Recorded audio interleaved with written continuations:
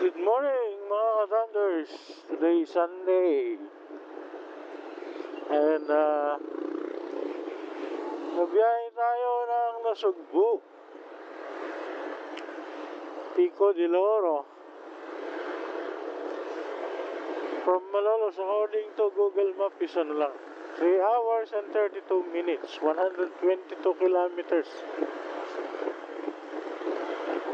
Mabilis lang to, 122. Traffic lang ang kalaban dito. Kasi kung sa norte ito, talagang ganito kabilis to. Kasi walang traffic na gano'n. South ito eh. Hindi natin ganong masabi ang south. Talagang matinding mag-traffic ang south eh. Walang traffic. So,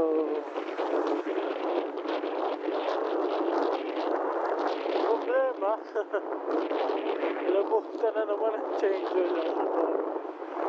Pero ano pa naman yan eh, pinaset ko yan ng 1.5. Kahapon lang ako nag-alarm. Pinaset ko yan ng 1.5. So, sabihin na doon ko sa limit. Kasi 2,000 ang sabi ko ay. Kasi pag sa 2,000 mo sinet dyan, 2,000, wala na akong allowance. Set mo ng 1.5 para may allowance pa ako nga makapagpa-change oil. Wala kang anong araw abutan. Pwede pa. Look yan. Malabo na tayo guys. Pasensya na, nakakalimutan ko ang magdasal nga pala kanina.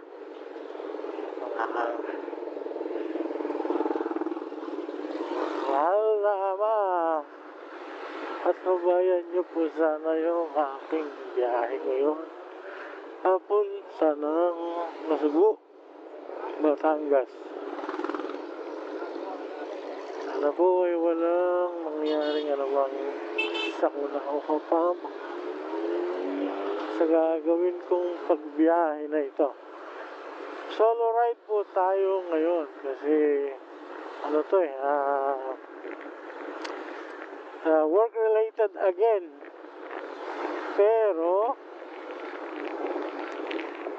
after nung work related pwede na mamasyal, side trip since nasa Nasugbu na. And susubukan natin magpalipad ng drone sa tabi ng dagat. Ito lang ang problema, baka may mga saradong lugar.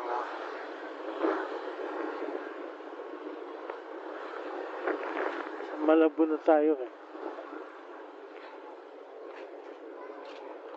Tayo, port area. Hindi ko na pinidyohan yung gawin doon kasi napakadumi. Grabe yan, dumi.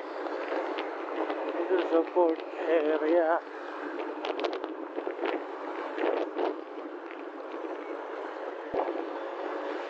Kinagabang sa dulo. Buti na lang. Momento ako. Hindi kasi nakikita yung traffic light doon, mabubulaga ka na lang. Tago ang traffic light. Kailangan kabisado mo yung area. Okay. Diretso tayo. Puntang Coastal Road.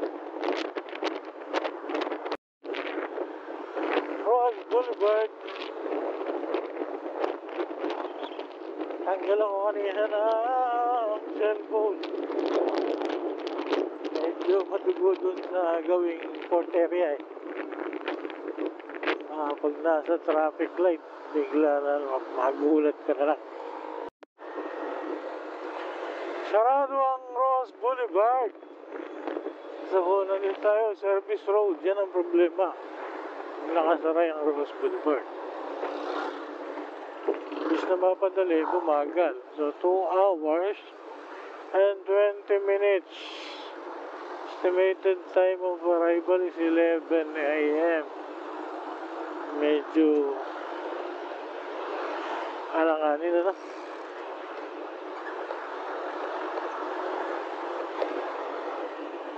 11 a.m. 11 7 kilometers to Tansa, Cavite. Wow, kainit na. Mainit na, tinangali ako ng jay. 7 kilometers to Tansa, Cavite. Hanap ako ng McDonald's kanina. Napunta tuloy ako sa Jollibee. At tapos paglagpas ko ng Jollibee, isang damakmak na McDonald's ang meron ng beer. Eh pa naman ang favorite kong breakfast meal. Hindi di Jollibee. Ang bira.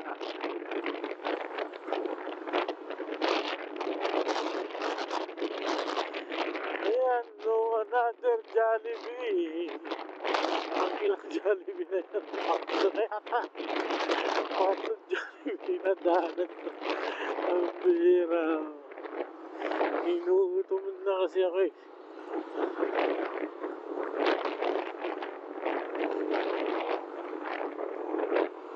Sa General Trias, Cavite na tayo.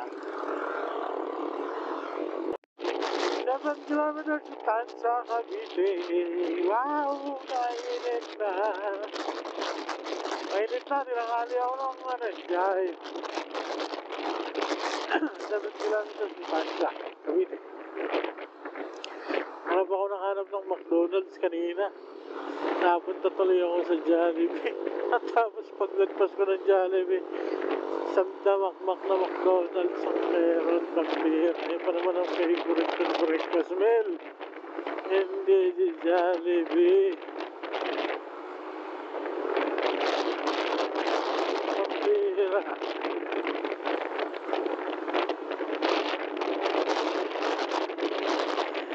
Ayan, no, another Jollibee. Ang ilang Jollibee na yan. Pakto na yata. Pakto Jollibee na danan. Ang bira. Inuutom na kasi ako eh.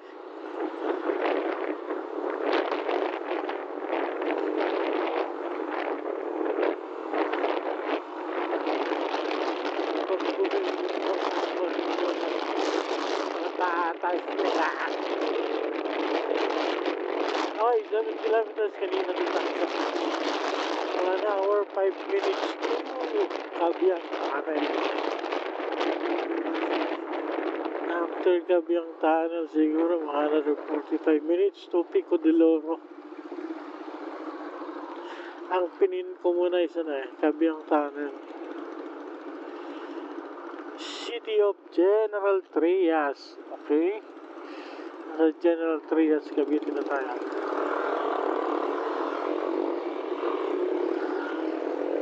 Okay. 23 minutes to Kabyang Tunnel. Kita nyo yung mga bundok ngayon?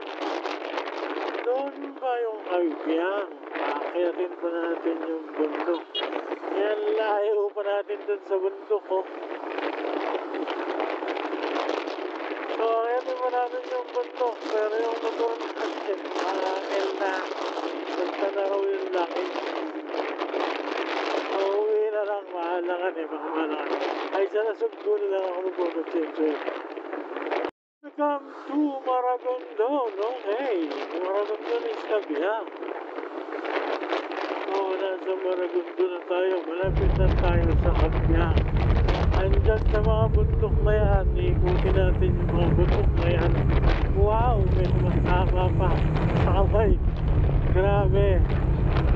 Si ate, panay selfie pa sa kanya sa motor, okay? Kaya lang naman, kasi naka-helmet naman si ate, kaya lang kapit ate, baka malaglag. Selfie sa lokal. Sa lokal, tiga-sulo yan. Maliwala yung mga sadyad yan, matitigas ang ulo yan eh. So hindi yan maapektuhan ng mga sadyad. Bakit? Eh matigas nga ang ulo, diba? So hindi kailangan ng helmet kasi nga matigas ang ulo. Kaya hindi nagsusuot ng helmet kasi matigas ang ulo. Wow, parang sirang plaka si Lolo Thunders. Yes, nagkaalis lang po tayo ng antok. Pero hindi naman tayo naantok. Tayo mga Thunders. Papunta na naman tayo ng Kabyang. Pa-SES na naman tayo dito. 17 minutes to Kabyang.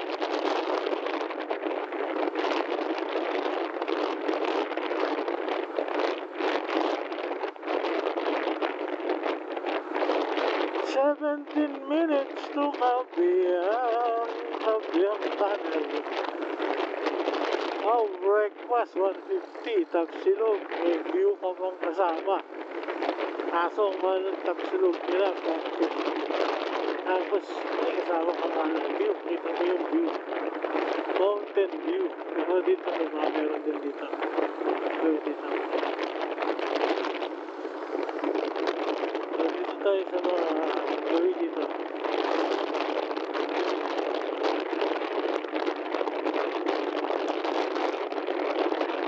Kabyang. Wow, yun. Pahingahan. Nakayo pa tayo. Tayo mapahinga sa Kabyang. Wow, mga kapadyak.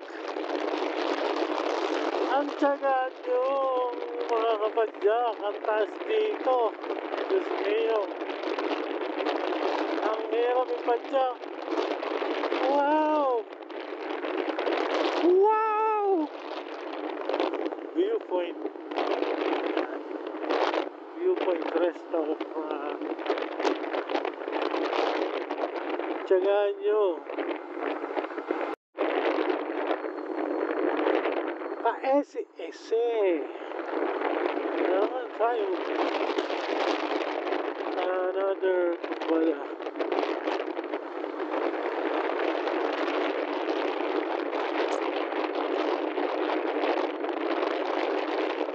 Test on our skill. Tayo dito eh. Certified na tayo. Dito tayo na shit. Masyadong talusong na shit. Pero alam na natin natin.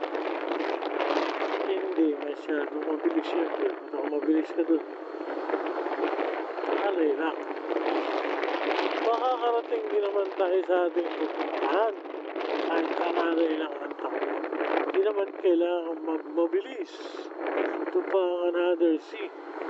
Itong mga vitamin C na to. Mga nakakatawa. Walang pitik.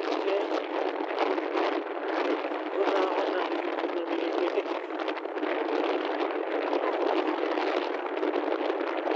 Kabyang.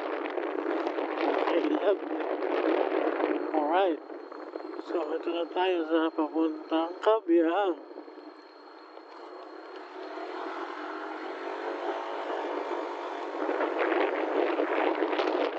Let's do this, mga Thunders.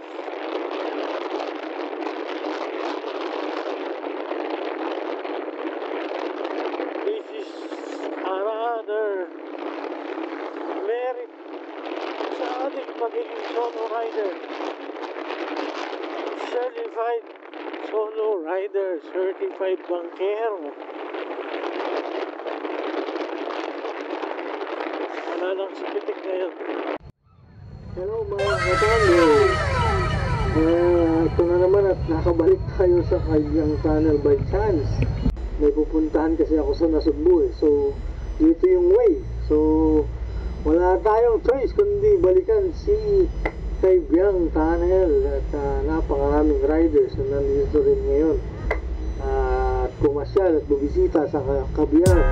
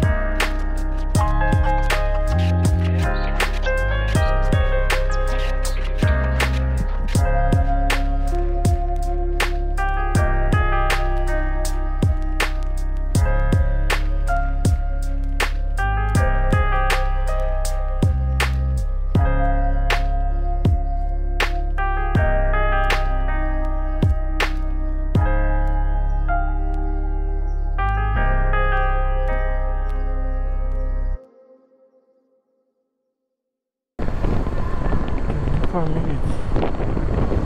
Tanga, ito pala yung masarap. Anli. Nakain pa doon.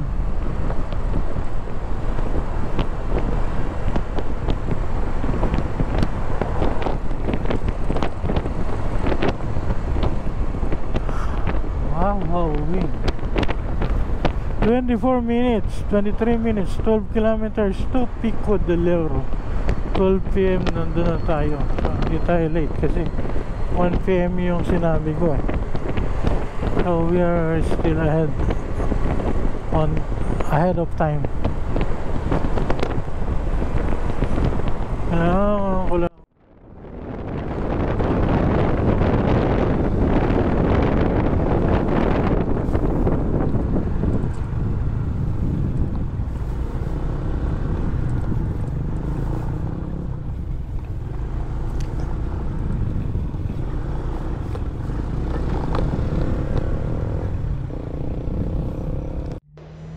Dito na ngayon tayo sa sa may daan papasok ng Pico de Loro.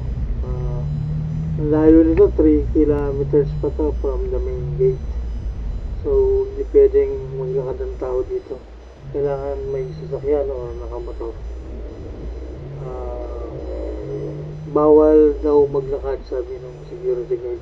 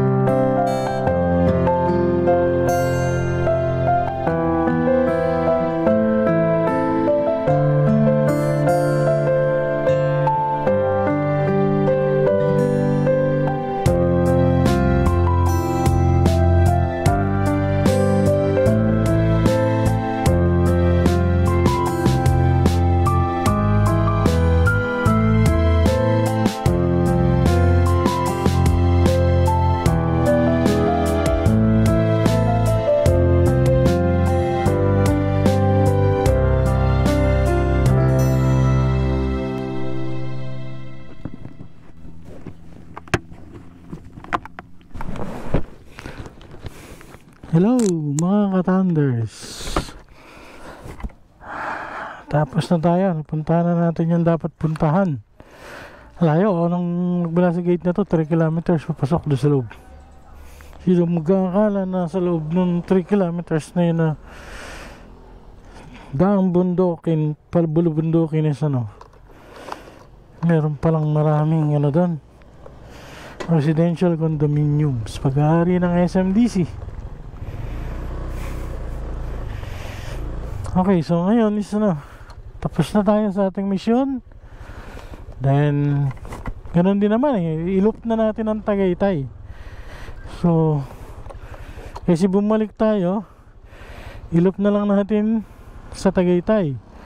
1 hour and 41 minutes to Tagaytay, 55 kilometers, malapit lang to guys. 55 kilometers is malapit lang guys. Tapos pabalik, mababawas naman yung mababawas naman yung kilometrahe niya pabalik natin.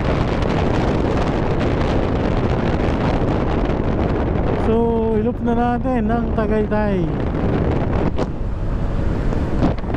Mag Tagaytay loop na tayo.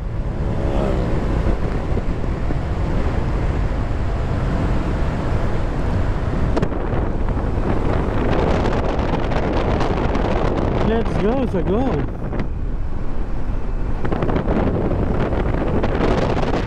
So another place na pwede nating dagdag sa ating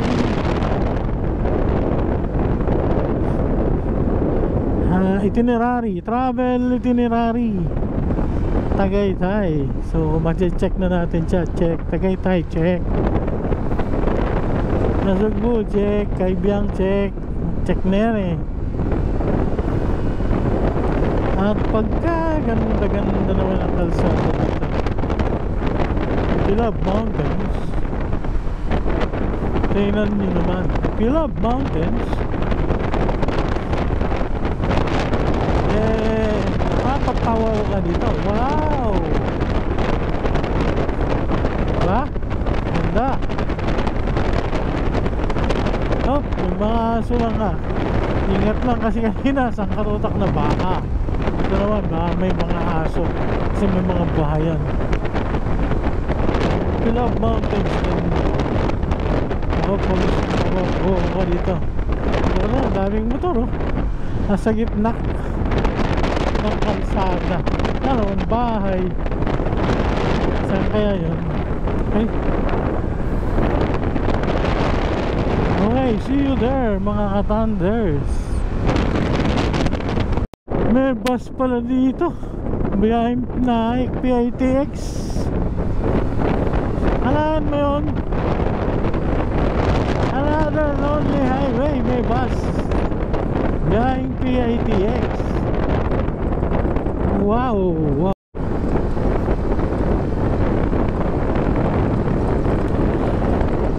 Nagandaan sa atin ni Google eh. Another lonely road ahead. May dumadaan. Hindi nga lang siya main road. Sa gilid ng bundok. Pag tayo nasirahan dito, napakahirap.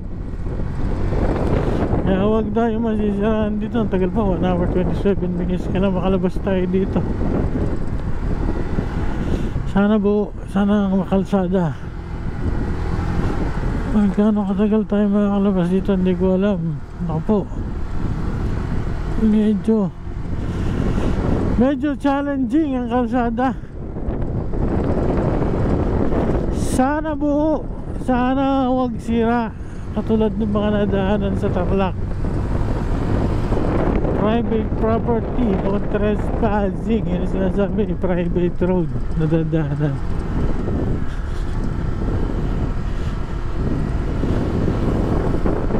Wow. Okay.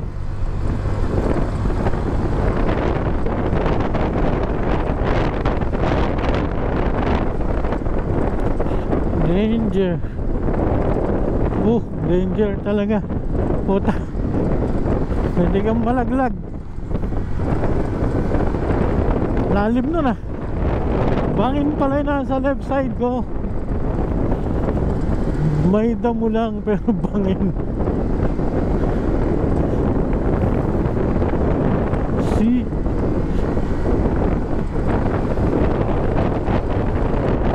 8.5 kilometers. Malayo-layo din yun ah. Hindi lang mapuputulan ng kahit na ano. Ang hirap nito. Dapat sa main road eh.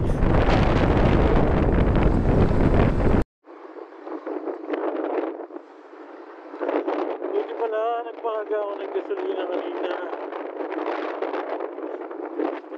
Layo nito, walang gasolina. Ang taas ng kalsada. Ang taas ng makyatin. Grabe.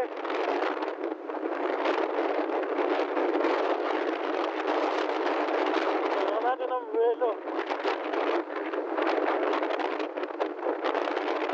Grabe.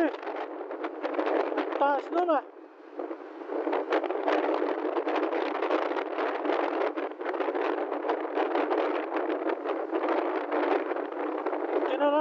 sabay na. Hindi na tayo lonely.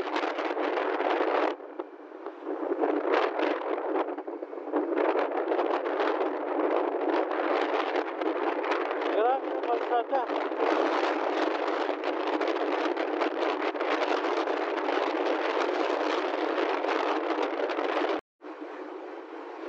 Ain't no mountain higher. Alisan to, kalisinip. Alisan to, kalisinip. Wow! Bawal mag-overshoot. Labit na to sa Tagaytay. 33 kilometers to Tagaytay. Ang tindi ng dinaanan kong kalsada na yan. Yung mga ahon na matitindi. Ang taas ng ahon.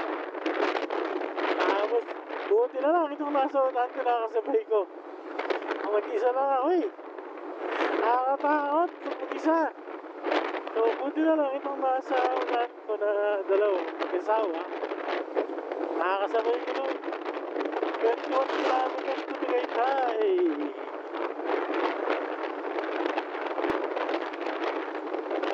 Ang swerte at may nakasabay sa paglalakbay. Nakatakot doon pag nasiraan ka.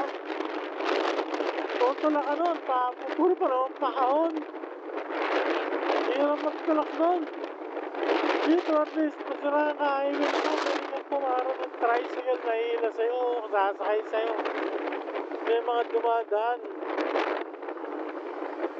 Eh dun wala eh. As in wala.